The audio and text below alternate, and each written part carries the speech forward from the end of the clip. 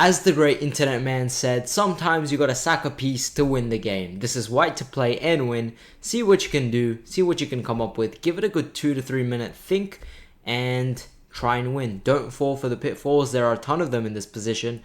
But yeah, see what you can come up with. Pause the video and I'll be back with the solution. Okay, I am back and let's go through this one. So it looks a bit strange. All our pieces are on this side of the board. Everything is like crammed together. We do have an extra piece, but the point is we can't just lose too much material, otherwise we would lose the game. So for example, if we played a move like g7, it doesn't work. Simply rook comes to e8 and here it's a draw. Your bishop, let's say you retreat the rook, you can't actually do anything. You can't make progress in this position. This is simply a draw. If the rook comes to a1, the rook just comes back, and this bishop is perma stuck and they will never move. They will just keep moving the rook back and forth and you will have nothing to do in this position. Just simply, and it's a draw. That's a draw, so that doesn't work. So we can't just shove the pawn in. That doesn't work. What if we just bring the bishop back, attack the rook? What happens then? Well, now they take the pawn. And what's the point? If we take the rook, they take our rook, and guess what? You can't win with a bishop alone. So this is what I mean, where we can't just give away pieces for no reason. Now, what can we do? What would a true genius do in this position? And the computer was recommending this move, but of course this doesn't mean anything. You just take, and take, and this is obviously a draw.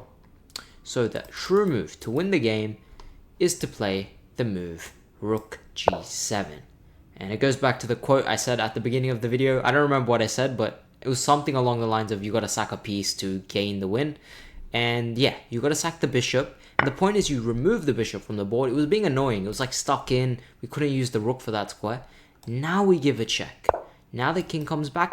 And now we don't take. That would be a draw. We push the pawn in. If they take the rook, we make a queen. And if they move the rook, well, we know what happens if they move the rook. We give a check. King takes the pawn and we take the rook. And this is simply winning. And otherwise, if they took here, we take, make a queen, and we win the game. So this was an interesting puzzle. It's not an easy one, but yeah. Oh, bishop f6, one more move I forgot to mention. Just f takes, and there's nothing here. Yes, it looks like you're giving a discovery, but there's no good discovery because the king comes back here, and you will simply recapture. So it's a draw. So well done if you got the move. If you got the move to sacrifice the bishop and play rook g7. That is the big brain move. And thank you guys for watching. Hope you enjoyed. Like the video if you liked it. Comment any thoughts or other solutions you think are possible. And subscribe to the Realist Chess channel.